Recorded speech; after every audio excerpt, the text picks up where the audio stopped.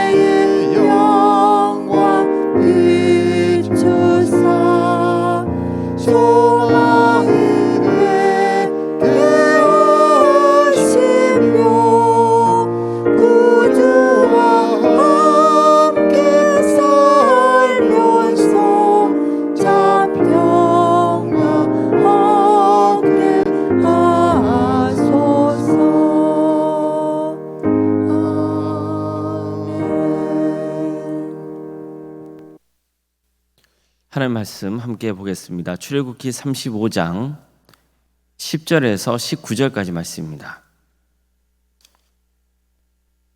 출애굽기 35장 10절에서 19절 말씀입니다.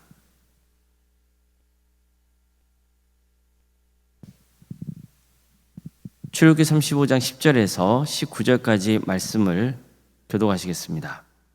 물은 너희 중 마음이 지혜로운 자는 와서 여호와께서 명령하신 것을 다 만들지니 버청막과 천막과 그 덮개와 그 갈고리와 그 널판과 그 띠와 그 기둥과 그 받침과 증거계와 그 채와 속죄소와 그 가리는 휘장과 상과 그 채와 그 모든 기구와 진설병과 불 켜는 등잔대와 그 기구와 그 등잔과 등유와 분향단과 그 채와 관유와 분향할 향품과 성막문의 휘장과 번제단과 그 놋 그물과 그 채와 그 모든 기구와 물두멍과 그 받침과 뜰의 포장과 그 기둥과 그 받침과 뜰문의 휘장과 장막 말뚝과 뜰의 말뚝과 그 줄과 성소에서 섬기기 위하여 정교하게 만든 옷 곧 제사 직분을 행할 때 입는 제사장 아론의 거룩한 옷과 그의 아들들의 옷이니라. 아멘. 오늘도 숙기를 드리며 하나님의 은혜에 간구하는 모든 성도님들의 삶의 자리마다 또 하나님께서 친히 세우시고 다스리시는 동함교회 위에 하나님의 은혜와 평강이 충만하기를 주님의 이름으로 축원합니다. 하나님께서는 이스라엘과 언약을 맺은 후에 모세를 시내산 위로 불러서 십계명과 또 십계명을 토대로 한 여러 규정들, 또 성막의 제작에 관한 것, 제사장 옷에 만드는 과정, 또 제사장 위임식 때에 관한 내용을 가르쳐 주셨습니다. 그리고 출애굽기 35장부터는 하나님이 모세에게 주신 명령이 어떻게 실행되었는지를 전하고 있습니다. 하지만 모세가 하나님께 명령을 받은 일과 또 백성들이 모세가 전한 말씀을 듣고 하나님의 뜻을 행했던 그 일 사이에는 금송아지 우상 숭배의 사건이 있었습니다. 즉 크게 보면 이렇습니다. 하나님이 40일 동안 모세에게 명령하시고 그 다음에 이스라엘의 금송아지 우상 숭배를 행하죠.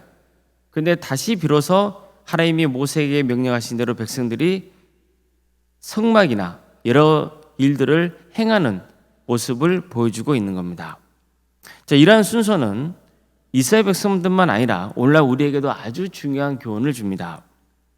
비록 죄를 지었어도 다시 회복될 수 있다는 소망이죠. 예를 들면 십계명을 보십시오. 하나님은 모세에게 십계명을 가르쳐 주셨습니다. 그리고 친히 십계명을 새겨주신 2개의 돌판을 주시죠. 하지만 모세는 백성들이 우상 숭배하는 광경을 보고는 그 돌판을 집어 던져버립니다. 그래서 깨지고 맙니다. 하지만 결국 하나님께서는 은혜와 긍휼을 베푸셔서 다시 돌판에 십계명을 새겨서 모세의 손에 쥐어주셨습니다. 자, 이처럼 하나님은 죄를 지은 백성들에게 다시 말씀을 주셨던 겁니다. 성막도 마찬가지입니다. 하나님은 모세에게 성막을 제작하라 명하시고 제작 방법에 대해서 상세히 설명해 주셨습니다. 성막 제작은 하나님을 신실하게 섬기는 예배자들을 통해서 세워져야 했습니다. 하지만 어떻습니까? 안타깝게도 성막을 제작해야 할 이스라엘 백성들은 우상 숭배자가 되고 말았죠. 금송아지를 만들어서 숭배했습니다. 그들은 이제 성막을 제작할 자격을 상실한 거예요. 하지만 어떻습니까? 하나님께서는 그들에게 은혜와 긍휼을 베푸셔서 성막을 제작할 수 있게 해주십니다.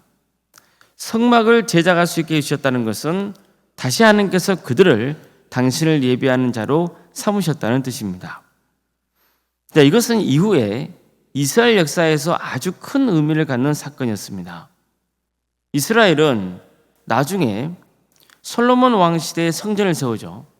하지만 결국 이스라엘이 하나님 앞에서 죄를 지어서 바벨론 제국에 의해서 성전이 무너지고 맙니다. 성전이 무너졌다는 것은 하나님의 영이 이스라엘을 떠났다는 뜻과도 같았습니다. 그자 이스라엘 백성들은 이방 땅으로 끌려가서 온갖 고초를 겪어야 했죠. 그곳에서 자신들이 하나님 앞에서 뭘 잘못했는지를 돌아보며 회개해야 했습니다. 하지만 그들에게는 소망이 있었습니다. 어떤 소망입니까? 성전이 언젠가는 재건될 것이라는 소망입니다. 그들의 조상이었던 이스라엘 선조들이 금송아지 우상 숭배라는 바람에 하나님과 언약 관계가 깨지고 하나님이 모세에게 명하신 성막을 세우지 못하는 지경에 이르렀지만 은혜와 긍휼이 많으신 하나님께서 그들을 용서해 주시고 그들 손으로 성막을 세우게 하신 일을 떠올렸던 겁니다. 그렇다면 자신들도 언젠가 하나님의 은혜와 긍휼을 베푸셔서 죄를 용서해 주시면 다시 예루살렘으로 돌아가 성전을 재건할 수 있지 않을까 하는 그런 소망을 품었던 거죠. 실제로 역사를 보면 이방 땅에 흩어진 백성들, 즉 바벨론에서 망해서 바벨론 땅에 끌려갔던 그 백성들이 다시 예루살렘으로 돌아와서 새로운 성전을 세우게 됩니다. 그런 의미에서 출애굽기는요, 정말 이스라엘 백성들에게는 말도 못하게 중요한 소망의 말씀이었던 겁니다. 우리도 마찬가지입니다. 우리도 죄를 지어서 무너질 수 있습니다. 하지만 하나님이 용서해 주시면 다시 신앙을 재건할 수 있다는 소망을 품을 수 있어야 되는 거예요. 이 땅에 교회가 무너져가고 있다고도 합니다. 보이는 현실은 정말 그런 면들이 있습니다. 우리는 그 원인을 어디서 찾아야 됩니까? 인구가 감소하고 너무 경제적으로 풍요해서 사람들이 하나님을 의지하려 하지 않고 또 세상 사람들이 세속화되어 있고 교육과 세상 문화에 뒤처져 있다는 여러 요인들을 들 수 있을 겁니다. 그러나 사실 가장 근본적인 이유는 뭐겠습니까? 하나님을 믿는 성도들이 하나님만 신실하게 섬기지 못하고 우상을 섬기고 있기 때문입니다. 돈을 우상으로 섬기고 있고 권력을 우상으로 섬기고 있기 때문이에요. 하나님보다 다른 것을 우상으로 섬기고 있기 때문에 교회가 무너져가고 있는 거예요. 이런 지경인데 안 무너져가고 있다는 것, 그것은 말이 안 되는 겁니다. 그게 이상한 겁니다. 그렇다면 교회가 계속 무너질 수밖에 없습니까? 그렇지 않습니다. 물론 무너질 수 있습니다. 요한계시록을 보면요, 예수님께서 교회를 향해서 회개하지 않으면 촛대를 옮기시겠다는 경고의 말씀을 주십니다. 여기서 촛대는 교회를 상징해요. 자, 그럼 촛대를 옮기시겠다는 말씀은 무슨 의미겠어요? 우리나라가 계속 죄악으로 물들고 특히 하나님을 믿는 예배자의 그 정신을 회복하지 못한다면 이 민족에 세워진 교회를 다른 곳으로 옮기시다는 뜻이에요. 그러면 우리 민족은 어떻게 되는 겁니까? 구원에서 멀어지는 거죠. 하지만 진정으로 우리가 회개하고 하나님께서 은혜와 긍휼을 베풀어 주신다면 다시 교회가 세워질 수 있는 거예요. 우리의 신앙이 회복될 수 있는 겁니다. 출애굽기 35장부터 전하고 있는 말씀 전체는 우리에게 이 점을 강조하고 있는 겁니다. 하나님께서 다시 은혜와 긍휼을 베푸셔서 이스라엘은 또다시 하나님과 언약을 맺을 수 있었습니다. 이것은 하나님께서 베푸신 전적인 은혜의 사건이에요. 하나님은 그들이 가나안 땅으로 행할 때 동행하지 않으시려고 하셨어요. 하지만 결국 하나님께서 뜻을 돌이키시고 동행하기로 하시죠. 이것도 얼마나 큰 은혜입니까? 그런데 본문은요, 그런 은혜를 입은 자로서 반드시 하나님 명령에 순종해야 한다는 사실을 강조해요. 실제로 출애굽기 35절에서 40절 사이를 보면요, 이스라엘 백성들이 하나님이 명하신 대로 순종했다는 내용이 18번 정도나 등장을 해요.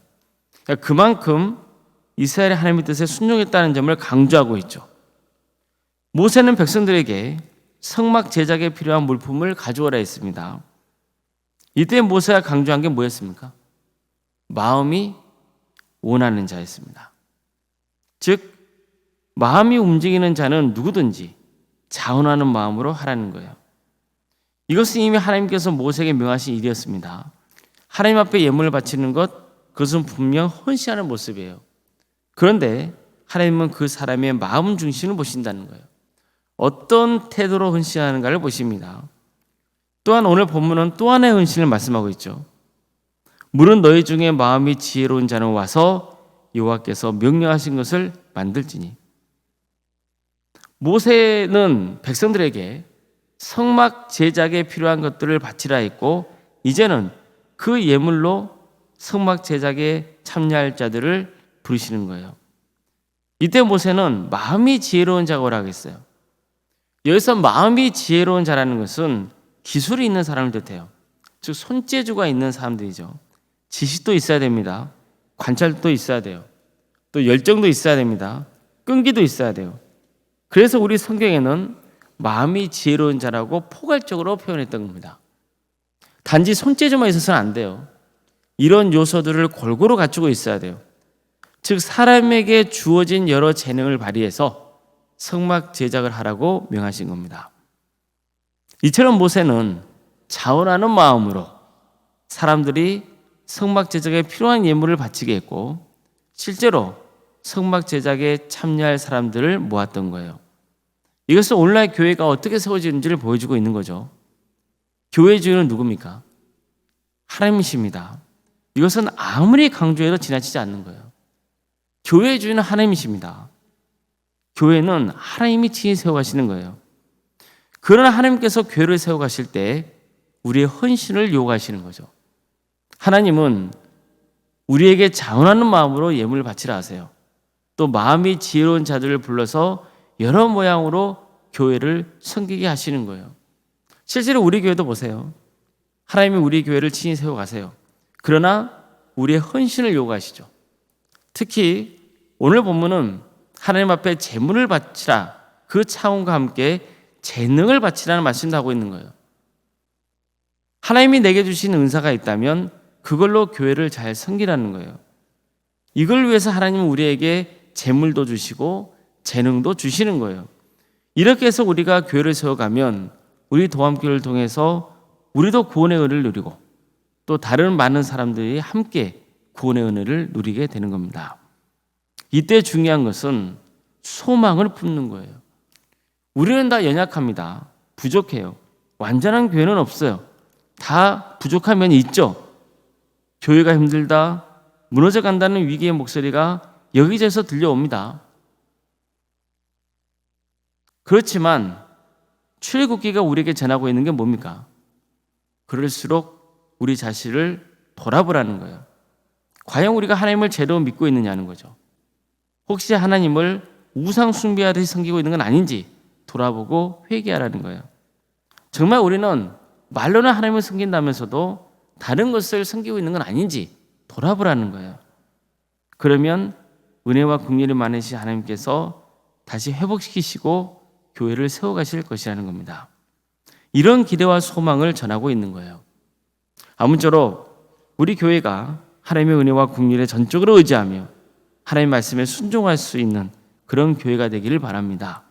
우리 성도님들이 여러 모양으로 잘 섬겨서 우리 자신도 은혜를 누리고 또 이웃에게도 유익을 끼치고 주님께 칭찬받는 복된 성도님들이 다 될 수 있기를 주님의 이름으로 축복합니다. 기도하시겠습니다. 사랑하는 하나님 감사드립니다. 오늘도 우리에게 귀한 하루 허락해 주신 하나님, 주님께서 홀로 영광받는 복된 하루가 되기를 소망합니다. 주님, 우리는 모든 게 연약하고 부족할 뿐입니다. 하나님께서 우리에게 은혜와 긍휼을 베푸시지 않으면 우리는 살아갈 수 없음을 이 시간 고백하오니 우리를 도와주시고 동행하여 주시옵소서. 우리에게 주신 은사로 하나님을 섬기는 그런 마음을 주시옵소서. 우리 도암교회가 복음의 토대 위에서 서로 사랑하는 그리고 서로 섬기는 교회가 되게 해주시고, 그래서 하나님께 기쁨을 드리고 세상에 유익을 끼치는 거룩한 교회, 하나님의 나라를 확장시켜가는 복된 교회가 될 수 있도록 친히 역사하여 주시옵소서. 사랑의 하나님,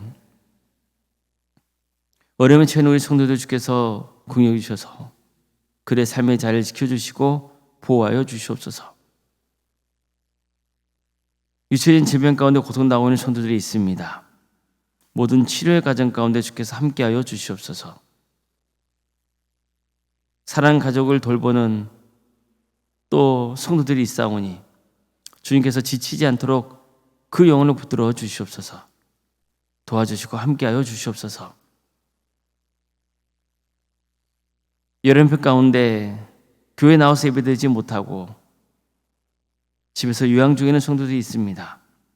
주님, 그들을 긍휼히 주시옵소서. 그곳에 하나님의 영이 임하셔서 은혜 충만케 하여 주시고 끝까지 구원의 길에 갈 수 있도록 주께서 붙들어 주시옵소서. 학업으로, 직장으로, 또 군복무로 여름볕 가운데 해외에 나가 있는 성도들, 어디에 머물러 있든지 그들의 안전을 지켜주시고 그들을 예배자로 삼아주셔서 하나님이 예배하는 참된 성도로 세워져 갈 수 있도록 주여 함께하여 주시옵소서. 자녀 잉태를 바라고 있고 또 출산을 앞둔 가정이 있사오니 주님, 그 가정들을 복되게 해주셔서 은혜 중에 출산을 잘 마칠 수 있도록 인도해 주시고 우리 교회가 생육과 번성의 축복이 차고 넘치는 복된 교회가 되게 하여 주시옵소서. 우리 자녀손들 주께서 기억하여 주셔서 그들에게 주어진 은사와 달란트로 하나님의 영광에서 살아갈 수 있도록 도와주시고 무엇보다도 신앙이 잘 자라서 30배, 60배, 100배의 결실을 거두는 큰 축복을 누리는 복된 자녀손들이 다 될 수 있도록 인도하여 주시옵소서. 취업과 결혼을 위해서 기도하는 성도들이 있습니다. 주님 도와주시고 함께하여 주셔서 새로운 길을 열어주시옵소서. 우리 성도의 사업장과 직장의 자리를 지켜주시옵소서. 교회, 학교와 구역과 자치기관, 또 전도특공대, 중부기도 특공대, 동암지화센터와 살아있는 식당, 또 동아리 등을 운영토 인도하시며 감사드립니다. 이런 모든 사역을 통하여서 하나님 나라 확장되는 역사가 있도록 인도해 주시고 또 여러 모양으로 섬기고 있는 성도들 한 사람 한 사람 그 영혼을 주께서 붙들어 주시고 자원하는 마음을 주시며 섬김의 기쁨이 있도록 인도하여 주시옵소서. 원론생활 사모님 성령 충만케 하여 주시고 평안의 축복을 보여주시며 믿음의 명가로 든든히 세워져 갈 수 있도록 인도하여 주시옵소서. 또 섬기시는 교회 위에 하나님의 축복과 은혜가 차고 넘치는 역사가 있게 하여 주시옵소서. 우리 교회 귀한 직분자를 세우심에 감사드립니다. 장로인 안수 이사님 또 권사님 집사님 교육자 모두에게 성령 충만케 하여 주시옵소서. 주어진 직분을 잘 감당할 수 있도록 새 힘을 주시옵소서. 도와주시고 함께하여 주시옵소서. 또 함께 협력하는 마음을 붙들어 주시옵소서. 주님, 정교인 체육대회를 앞두고 있습니다. 준비하는 모든 손길들 가운데 함께하여 주시고 은혜 중에 잘 마칠 수 있도록 주여 친히 역사하여 주시옵소서. 교회 공사를 진행 중에 있습니다. 공사하는 손길들 가운데 복의 복을 더하여 주시고 또 안전을 지켜주시옵소서. 내일은 주일이 오니 많은 손들이 모여서 하나님의 예배케 되는 역사가 있도록 도와주시옵소서. 특별히 내일은 원로 목사님 말씀을 전하십니다. 성령 충만케 하여 주셔서 말씀을 능력 있게 잘 전할 수 있도록 인도하여 주시옵소서. 이 나라의 하나님의 공의와 정의가 바로 세워지게 하여 주시고 억압받는 북한 동포들이 하루속의 해방과 자유의 기쁨을 맛보게 해주시며 하나님 나라를 위해 헌신하고 있는 목회자들과 또 선교사들을 주께서 긍휼히 주셔서 그들의 헌신을 통해서 많은 영혼들이 주님께로 돌아오는 역사가 있게 하여 주시옵소서. 새벽기를 드리며 하나님의 은혜를 간구하는 성도들 한 사람 한 사람 그 이름을 붙들어 주시고 주님 기도하는 기도 제목 가운데 함께하여 주셔서 하나님의 때에 가장 좋은 것으로 응답하여 주시옵소서. 모든 것 주님께 의지하오며 살아계신 예수님의 이름으로 기도드리옵나이다. 아멘. 하늘에 계신 우리 아버지, 아버지의 이름을 거룩하게 하시며 아버지의 나라가 오게 하시며 아버지의 뜻이 하늘에서와 같이 땅에서도 이루어지게 하소서. 오늘 우리에게 일용할 양식을 주시고 우리가 우리에게 잘못한 사람을 용서하여 준 것 같이 우리 죄를 용서하여 주시고 우리를 시험에 빠지지 않게 하시고 악에서 구하소서. 나라와 권능과 영광이 영원히 아버지의 것입니다. 아멘.